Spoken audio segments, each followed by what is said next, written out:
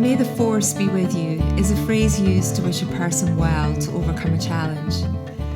The invitation in this podcast, May the life force be with you, is to explore what it means to truly feel alive, to appreciate the physical, emotional and spiritual connection to our energy, and finally to understand how this impacts who you are and all that you do. May this conversation inspire you to thrive. Alive is an online course that helps you to reveal, meet and heal the patterns that cause you to lose your most precious resource, your life force energy. So if you're tired of feeling tired, visit starlight-temple.com/alive and use the code podcast to get a half-price discount on this process that aligns you into aliveness.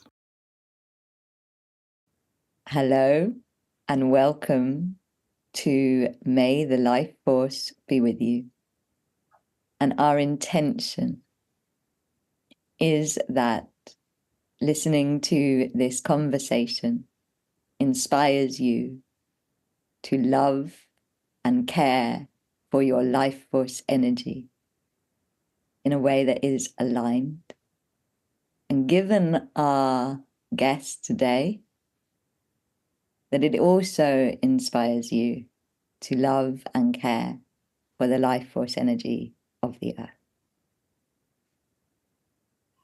Oh, thank you, Karila. That was really, really beautiful and a perfect introduction for our guest today, which is Looby MacNamara, who is a permaculture teacher and author. And Looby has been teaching permaculture for over 20 years and specializing in the people care ethic of permaculture. She has written not one, not two, not three, but 4 books, People in Permaculture, 7 Ways to Think Differently, Strands of Infinity, and Cultural Emergence.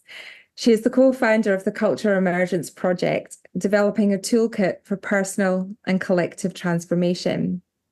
Her latest creation is the Seed Deck, which I'm hoping we can get to in this conversation, which is the Cultural Emergence Empowerment and Design Deck. She lives on a 20-acre small holding with her family, the Applewood Permacultural Centre, where they run courses, and she is a mother to 2 daughters. Looby is also one of the partners of the Mother Nature Project, co-creating resources to empower mothers as natural leaders. She loves gardening, being creative, sitting around fires, and listening to owls. How beautiful. Now, Looby has also shared with us that she just turned 50, and you can't see what we can say, but you do not look 50.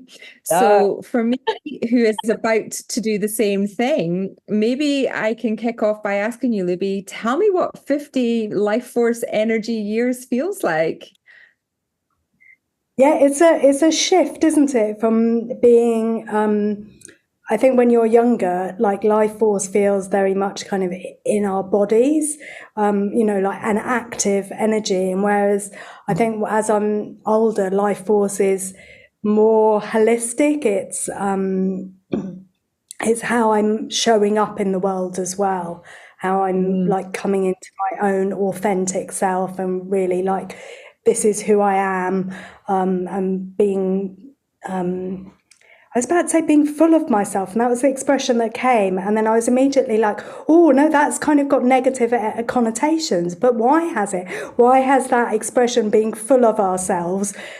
Like, isn't that what we're supposed to be? Full of ourselves?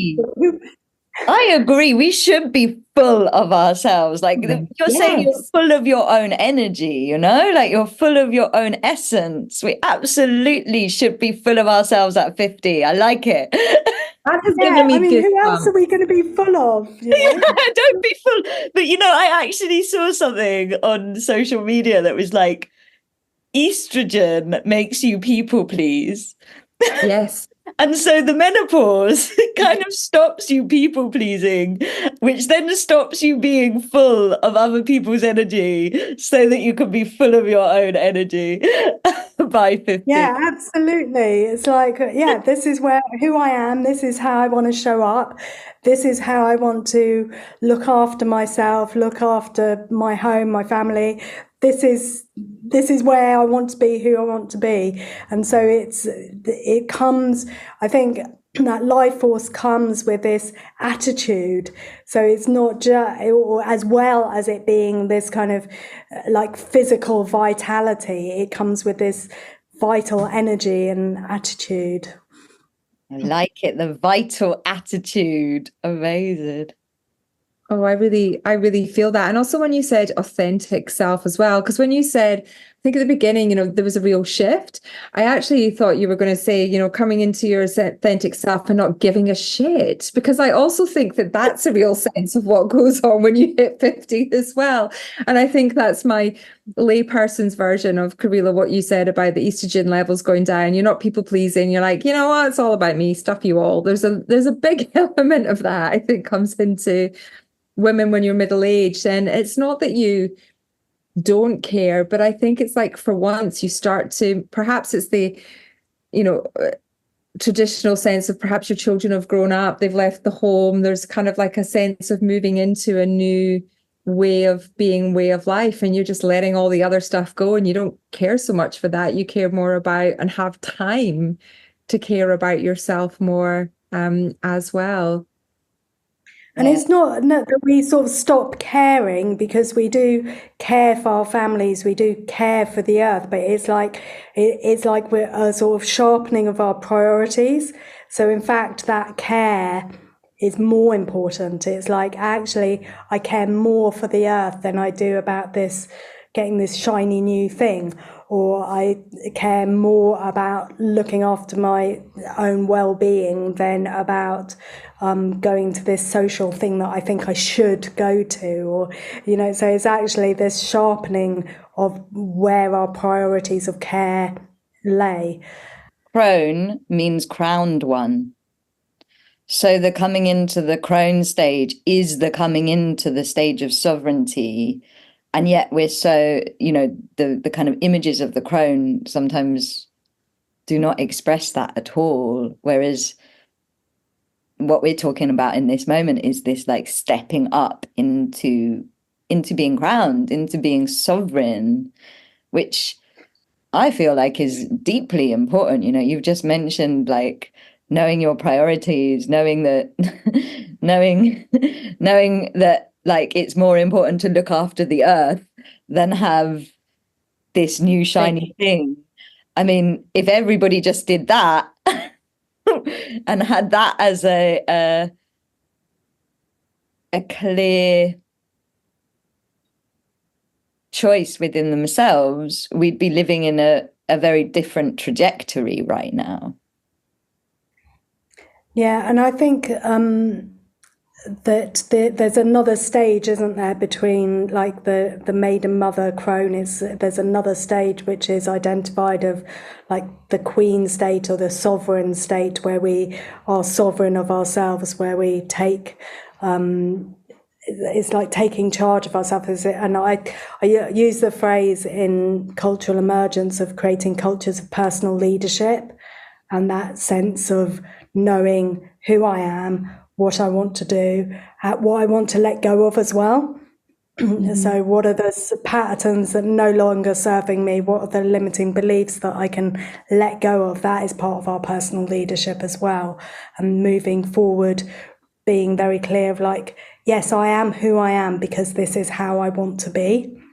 Wow. Rather than this is like, the circumstances have directed me, or my culture says I've got to do this, or my family constraints say this, or whatever it is. But to say, no, actually, let's make some choices here. Like, let's not just follow this cultural conditioning without actually being conscious about it and consciously choosing, and that can be a lifetime process. I'm not being very kind of that Pollyanna. You just need to make choices about what you want to do, and that's kind of spiritual bypassing. But I acknowledge that even when you make the choice, it can still take years to unpick the layers of all that cultural conditioning, and we're never going to stop because there's always more coming in, and it's a lifelong process. But that's what it means to be in a culture of personal leadership, is that we're constantly making those choices and doing the work.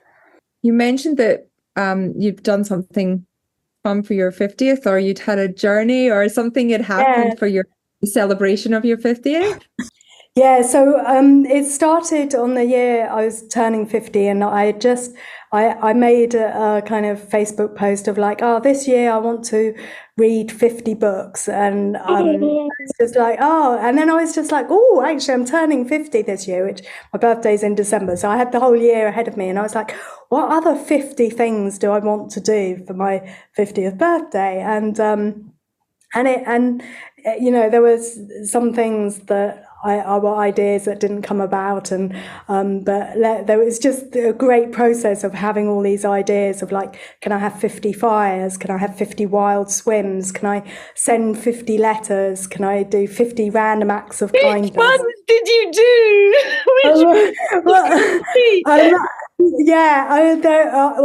So one of the ones that I really got like really involved in and committed to was sleeping outside, not in a tent but in like a bivy bag, so I can see the stars, and just lying on the earth, and you know, where having that nature connection, you know, like when I do a sit spot, it's like maybe 20 minutes, half an hour or something, but this is like 8 hours, you know, and just lying out. And then if you wake up in the night, you're just having this amazing nature connection. There's no kind of, you don't have insomnia. You're just having a amazing nature connection with the stars and the moon, and tracking the moon through the night, and hearing the world wake up with the dawn chorus, like one by one, and then seeing the spider webs that have just been woven around you in the night, in the grass and the dew, and it's just beautiful. And so, you know, I was thinking about this with the life force. It was just like, you know, when you're lying there on the earth like that, the amount of life force that is just coming through your body. My friend Leona, who I co-teach with, she says like sleeping out on the, like an hour of sleeping out on the earth is like 2 hours in a bed. So even if you have a night where you're thinking, I didn't actually get that much sleep, you're getting that rejuvenation anyway, and that connection. And that was just, you know, I'm really lucky to live at Applewood, which has 20 acres, and so I could, you know, pick any spot, and I'd just go out, and sometimes I'd be like, oh look, if I lie down there I'll see the full moon, so I'd kind of go and find the spots to lie in, and my cat would visit me in the night and things. So, and did it connect you more? I mean, you're obviously very connected to this land, Applewood, but did sleeping on it give you a deeper connection to it?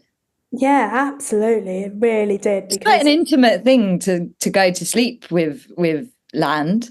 It's quite a trust thing, you know. I think as women, the idea, you know, there's a lot of kind of conditioning around how to keep safe, you know, which is, we're living in a world where we need those lessons, otherwise we're just kind of, you know, it would be unsafe, wouldn't we? So as we're growing up, we're taught to kind of be, you know, how to kind of hide yourself as you walk through cities, and to be more afraid of the dark, and, you know, and you wouldn't think, oh, just, you know, just, yeah, go out and sleep out at night in a park or something. You wouldn't do that. Or, you know, some people obviously do, but there's a lot of people that really wouldn't feel safe doing that, especially women. And so to be able to feel safe, and to feel the earth holding me in this way, and to just really drop in, was just really beautiful. And to be able to trust and let go, and and see who's moving through the night as well, because you know, in the day there's certain animals that you see, and certain birds that, you know, that you hear, but in the night time it's like, oh, the deer are moving across the land there, and I can hear badger, and then the owls would, you know, there was times where I put in my bio there about listening to owls, and there's like baby 2 years in a row now, I've had baby owls. Two baby owls that have fledged, and then I've kind of tracked them on the land, and they've tracked me, and I've spent a night, or actually several nights sleeping under a tree where they'd just be in the tree above me all night long, calling, and even their mum coming in and feeding them like right above my head. And I mean, that's just so magical. I feel like I'm in an episode of Country File / beautiful children's animation movie. It sounds absolutely beautiful. I have to say, the thought of doing that where I am in Australia right now is my idea of a horror movie rather than a beautiful country File episode, because there's too many things out here at night that would kill me. Yes. Yeah. So you're literally not safe in a different way. No, the thought of badgers and deer and owls, though, that image is really peaceful and beautiful, and I love that sense of tracking the sky at night as you sleep and waking up with that dawn. Did you do that 50 times through the year, through the different seasons as well, and kind of experience that change? Well, I mean, you've probably forgotten how cold the UK is. So I wasn't quite through the year, I have to say. It was sort of October. I think I've managed like half a night into like November, and that was about all. So I think I managed 38 that year, and then more. So doing that also then knocked off a bit my reading time, so I didn't quite manage my 50 books. But what I found from doing the whole process, like there was also like identifying 50 new species, and seeing 50 different types of birds, and just through doing the whole process, it was a real shift in like my personal culture, and seeing it, so my big thing is cultural emergence, and becoming aware of our culture. What does that mean to us? How do we change it personally? How do we change it collectively? Seeing that actually the problems we've got in the world are due to culture, and so and culture being these patterns of thinking and being and feeling and interacting, and how we shift those patterns can shift our personal culture, and that ripples out. And so doing that was a real chance to reweave my patterns. What do I actually want to do? What do I want to bring in? Do I want to bring in sleeping out and nature connection and identifying species and reading? Do I want to bring these in as my part of my personal culture? Can I make that choice? And by doing it 50 times, it becomes woven. How would you define culture? So if somebody's going, okay, I've got this sense of our culture, but the way you're talking about it, is it like, how would you define personal culture? Yeah, so I define culture as a complex web of seen and unseen patterns of thinking, behaving, interacting, and feeling. And so that complex web is unique to each of us. So we're part of, we're part of the UK culture, and we've got, there's a complex web of patterns there of how we talk about the weather a lot, and and some things that we're conscious of and some things we're not, but so culture is quite invisible to us a lot of the time, but we sort of know the unspoken rules of how to interact, and then we and if we go somewhere else, we then become aware of how different their culture is, but this complex web it's not just about a country where we might normally think about it. We might have there's there's lots of different macro and micro cultures that we're part of. And so we might be part of the macro culture of women, but we might also be part of a micro culture of our family or our little village or a book club that we belong to, or the May the Life Force podcast series. Yes, you know, part of that culture. Yeah, so that culture of that podcast that you hold, and you have the patterns that you interact with, and I was thinking that in terms of then, and so just breaking that down, then micro, smaller and smaller, we each have our own personal culture, each a unique, complex web of patterns. I'm sure you know this, that you're, even someone you live with, there's a different set of patterns to you, and it's like, why do you keep on doing that? Well, because that's how I think it should be done. That's my pattern, that's how I've always done it. What's coming through that I just want to ask you, because I can feel like the energy of the conversation prompting me to ask you, is, do you think that sleeping out, so when we're asleep, we're obviously in the deepest state of our subconscious, and a lot of the unhealthy patterns exist unconsciously, not consciously. And there's something kind of being shown to me that, like, if you sleep outside, your subconscious is able to be connected, receive the life force energy of the nature that is outside of you. And it's almost like there's this patterning of nature happening into your subconscious. And then I'm seeing, like,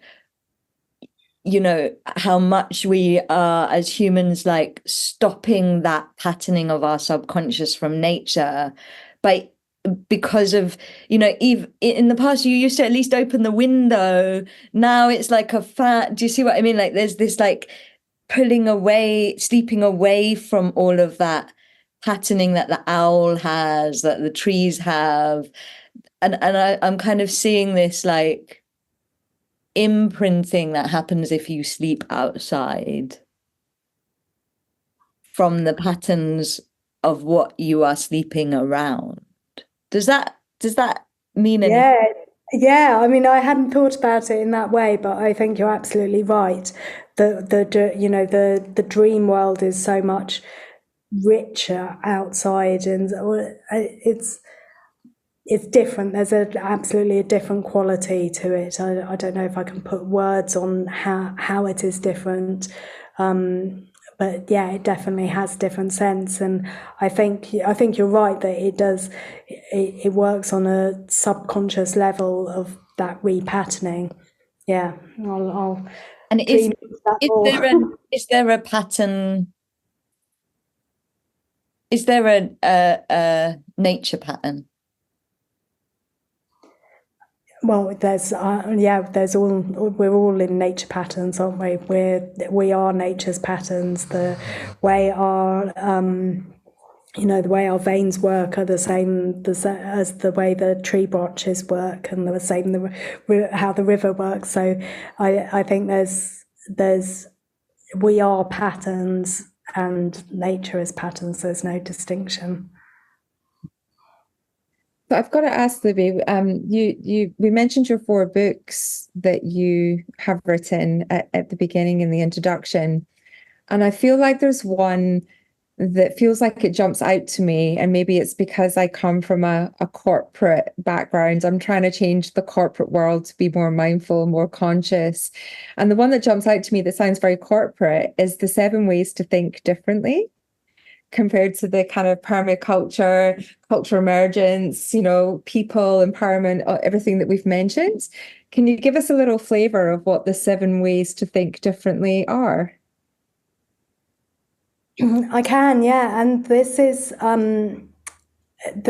based on, like, permaculture thinking of how when we go into permaculture, it shifts our thinking. It's like we're no longer in the same paradigm, so the same cultural paradigms that are mainstream at the moment, and that is that that happens kind of primarily, and then what we do with that permaculture thinking changes. So a lot of people think permaculture equals gardening, and it's like, no, permaculture equals design, equals changing our thinking, and then what we do with that can be in the garden, but it can also be in our relationships, in our how we how we run our business. It can be anywhere, but it's the shifts that are happening, that shifts of thinking. And the 7 ways are in our are in the seed deck as well. So maybe you want to. The first ever card, and may the life force be with you. You want to pick one? I know our listeners in the podcast see these, but so you'll have to. Well, that's one you want to pick. Oh, you just broke up. The podcast got so excited that there's a breakup of. and I was trying to say, Karila's so excited. I think the life force energy like super zapped us for a second there. So in case you didn't catch that, listeners, welcome back. And we have our first deck that we're going to pull a card. We haven't done this before on the podcast. It's very exciting. The deck looks beautiful. This is Looby's seed deck that we talked about in the introduction. So I would say, Looby, maybe you feel the guidance of what you would like to pick for us. Although there was a frog one there. There was a frog. I think we got to pick the frog. I think we have to pick the frog. Okay, the frog it is. So this is the frog, and it's from thinking to doing. So this is like saying, well, actually, you can change your thinking, but need to have the action as well. So this is about leapfrogging into action. So it's shifting our thinking from consuming to producing, from disengagement to responsibility, from disempowerment to courage, from random activity to actions towards our visions, and from thinking we are too small to make a difference to our actions have ripples. Wow. I can't tell you how that's spot on for the day I've just had today and everything that I've written down since the minute I woke up. So thank you for that. That's pretty spot on, actually, in terms of we had a wonderful woman called Lara join us a few weeks ago, the abundance activator, money manifester, and I listened to one of her webinars today, and it was all about just writing down that thinking big and why do we limit ourselves with perceived constraints of what our opportunity and possibilities are. And so today I just wrote down the possible. There are no rules, and just dared, even the fact I said dare to dream big, but look at the art of the possible, and but also be putting some action in place. So what is the energy? What's the life force? What's the momentum that goes behind a true claiming and understanding of your goals and wants? So thinking to doing is exactly where the stage I'm at next. So thank you very much for that. Leapfrog. Leapfrog. And did it resonate with you as well, Karila? It really did. I feel like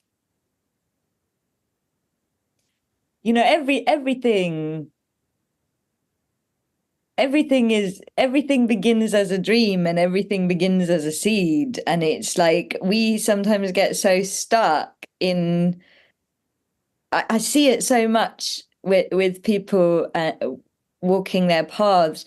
They get so stuck in the seed stage and frustrated by it, as opposed to understanding that it's always going to start small. But on this planet, in the life force energy of this planet, when you start with a small seed, there's so much energy here. I'm still thinking of like being out in the garden at night with the badgers and that like a small seed can become a whole forest, and it's like, just because, and it never doubts itself. But just because your first actions are small doesn't mean they don't become big things. And also, I like the analogy of the ripples, because it's like small things do make big differences.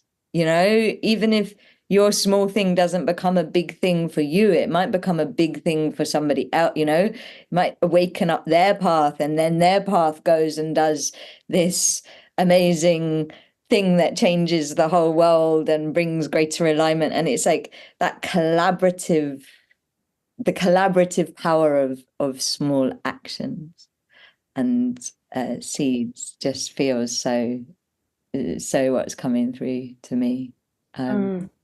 I feel like this podcast might be led by the frog. Like the spirit of the frog keeps coming up into this podcast. Yeah, I'd love to pick another card to go with it. This one has come out, which is one of the cultural emergence principles, and it's anyone can raise the vibration. What is vibration to you? Oh, I'll read it out and then we can explore. Empower the group to explore new territory, bring energy into the system, release control. So I want to see how that anyone can raise the vibration from thinking to doing, and I think that's it talks to that sort of shifting from consuming to producing, and that those ripples, doesn't it? It's like we've all got ripples that we can send out into the world, and that vibration, that energy, that life force, that positivity, whatever it is that we're like sending out into the world, we can all do that. We can all shift things. So if you're in a group setting, if you're in a meeting or something, rather than it just being like whoever's holding the meeting that's in charge of the energy, it's like actually anyone in the room can say, oh, we're getting a bit sleepy, can we just stand up and have a little shake, or should we open the window, or really little things that if we give ourselves permission to do that and give the group permission to do that, then we can all take responsibility and all find those little points of interaction that can shift. And as you were saying, it can that those little seeds of change can grow really big, and that's the vibration, isn't it? That's what we can do. So that they sit nicely together, those two cards. Well, I always find that whatever cards, there's 96 cards in there, so but whatever ones you pick, they're always like, oh, that combination works really well. And I love it because firstly, it's come back to that, like being able to be full of yourself and be like, I need the window open. Like, how many times do we not do a little seed because we're not being full of ourselves, and we're not seeding the collective vibration, then we're not doing what an improvement in the moment that could happen. So I love that it's kind of come full circle. And I also love that the card was like, it brought it back to the title of the book of 7 ways to think differently, because it says doing, not thinking. It's from thinking to doing. So it's like you shift your thinking, and then you're putting that into action. So it's like your thinking drives your action, but it's not. It doesn't just stay as like, I want to think the world different. It's like, I want to see the world differently through thinking, but then I want to be proactive and whatever project or creation that is. And so is there a way to think differently that leads to doing? Yeah, so the 7, I could tell you what the other ways to think differently are. That might be easier. So we have the 7 ways are, so the from thinking to doing is actually kind of the last one. So we go from abundance thinking. So shifting from scarcity into abundance and into gratitude. Solutions thinking, so permaculture design is all about like finding the solutions instead of just going, hey, there's a problem, the world's a bit rubbish at the moment, to actually be going, well, hey, yeah, we are heading for some disasters, but actually there are solutions. We can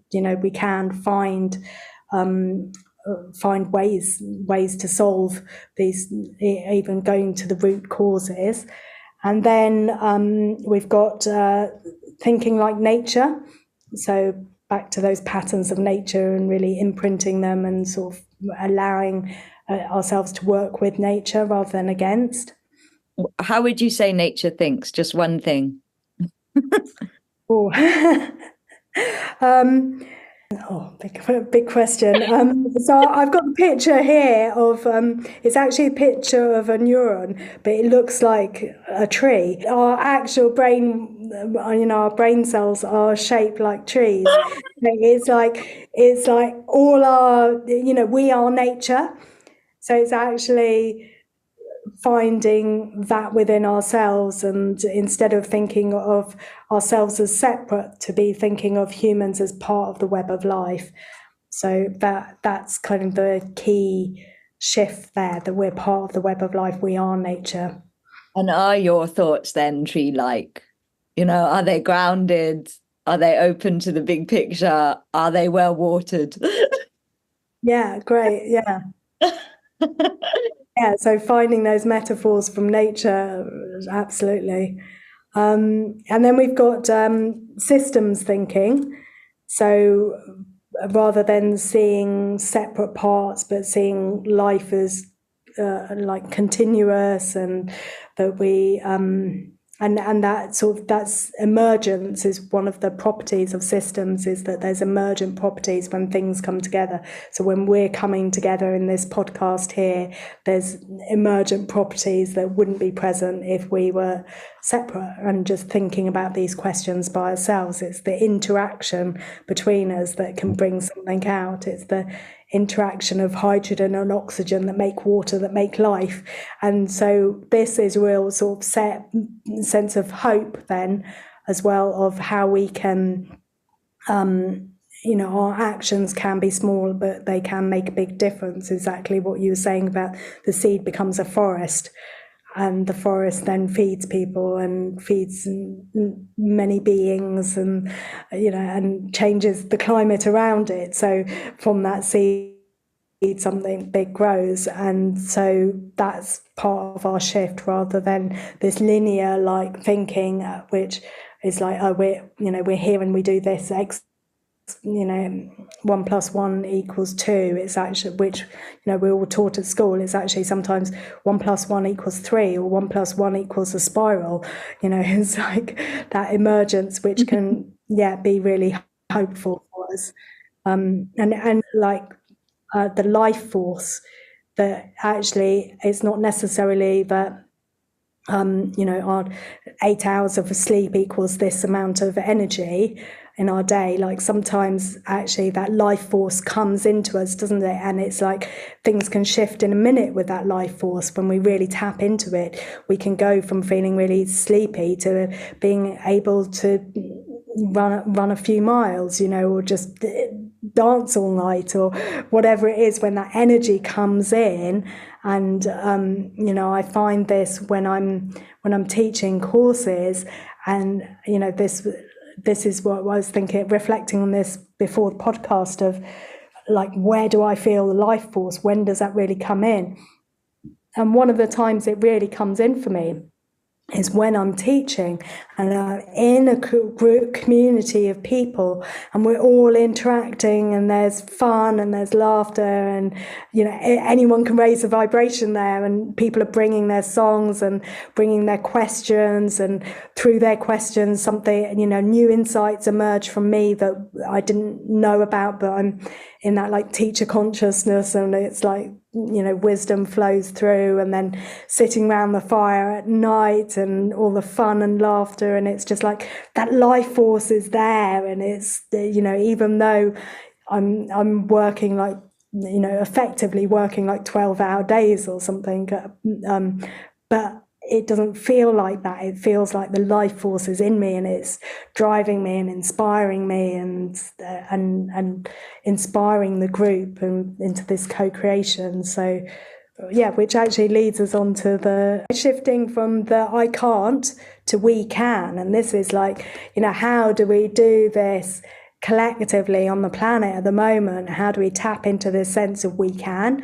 Because at the moment there's so many messages of I can't, and in that in that kind of waking up into the kind of the climate chaos and, you know, what's happening. There's such a sense of can't in there, you know, of like we need to tell everyone how bad it is, but then that just feeds the fear and is the opposite from feeding the life force, which is what we want to do to really kind of bring ourselves into that place of possibility for change, possibility for connection, possibility for energy and life force. And then we move into thinking for the future, that you know, how do we move from this like you know, quick fixes into long-lasting solutions? You know, how do we have this sense of continuity of time, that what we're doing now is, you know, is left for future generations? And then what do we do for ourselves like today that will help our future selves tomorrow or next week? How do we do those small things that are really being kind to our future selves? And then that brings us into the from thinking to doing. How do we weave all of those together into our actions, into our projects on a you know, small daily scale as well as on, you know, bigger life scales? Yeah, so that's our journey into 7 ways to think differently. Wow.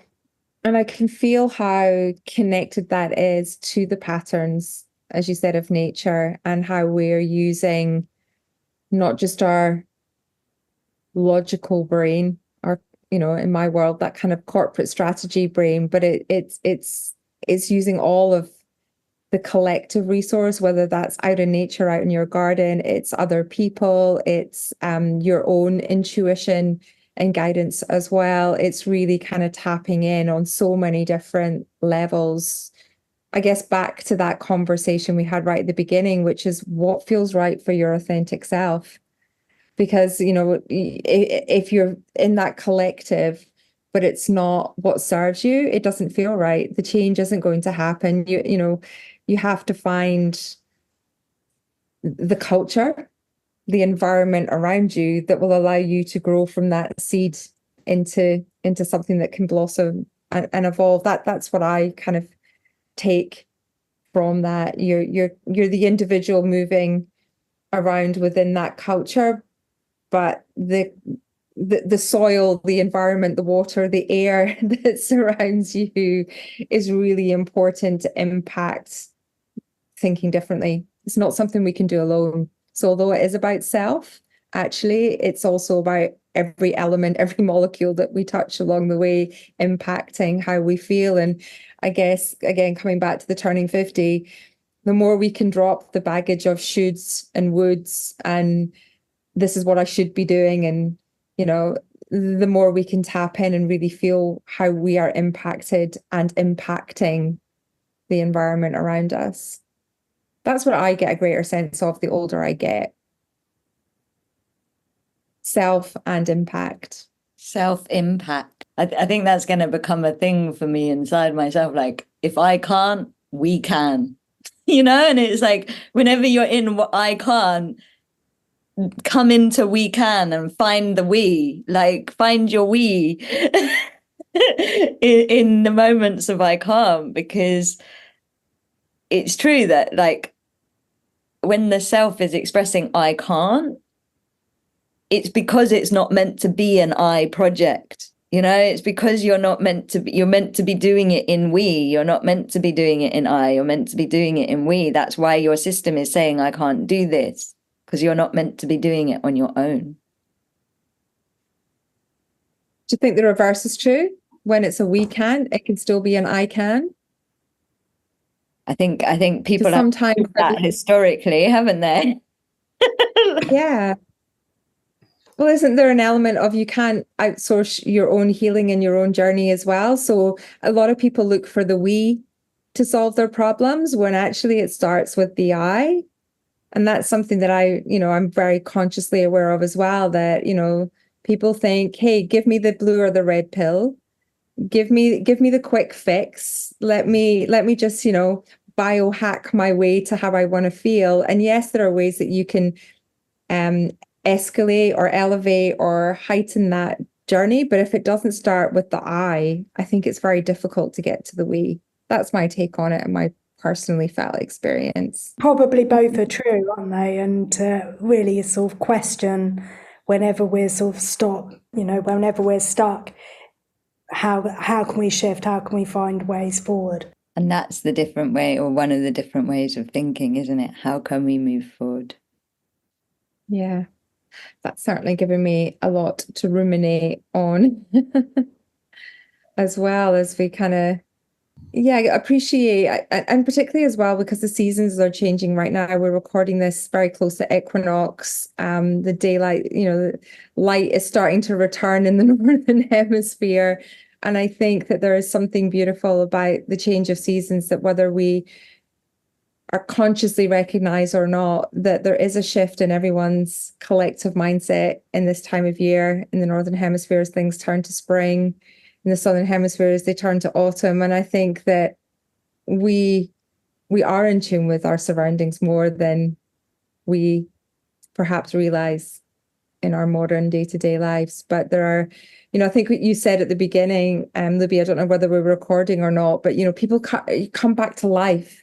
The sun is shining, people are starting to warm up. There's color back in everybody's cheeks as well as the gardens. It's a beautiful time of year. And I think that my hope is when I come back to the UK, there's more blossoming rather than the kind of darkness of the winter. Oh, absolutely. And it's like that spring cleaning energy, that sort of thing where you suddenly find yourself cleaning windows even when it wasn't on the job list. And it's just like that, like, oh yeah, it's the sap rising in us literally as it rises in the tree. It's just, if you're in tune with it, it's there, definitely. Yeah. Yeah.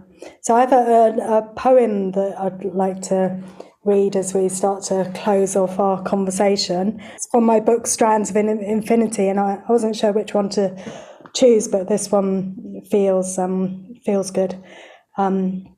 It's called Who Am I? I'm woman, I'm child, I'm me. I'm feminine, I'm masculine. I'm nowhere, I'm everywhere. I'm no one and everyone. I'm ancestor and great-grandchild. I'm past, present and future. I'm air, water, fire and earth. I'm Mother Earth. I'm one of humanity. I don't know who I am. I'm body, mind and spirit. I'm movement, muscles and breath. I'm bone, blood and brain. I'm heart and love. I'm thoughts, emotions, feelings, and I'm none of these. I'm singer, dancer, writer, healer, mover, shaker. I'm a window through which I see the world. I'm a womb where ideas can grow. I'm a boat to travel the cosmos. I'm a spiral of connections. I'm energy in one place. I'm stars exploding. I'm dreams flying. I'm sense of currents folding in upon themselves. I'm the pattern and the detail. I'm the question and the answer. I'm the vastness and the minuscule. I'm the oneness, the everything and the nothingness. I'm the universe and the atom. I'm a strand of infinity. I'm eternity and I am now. That's beautiful. Thank you. And Strands of Infinity that you've read the book from, what does Strands of Infinity mean? Oh, it's like we are all strands of it, this infinite world, aren't we? And we're all strands connected to the life force energy, which is infinite. I feel like life force is the strands of infinity.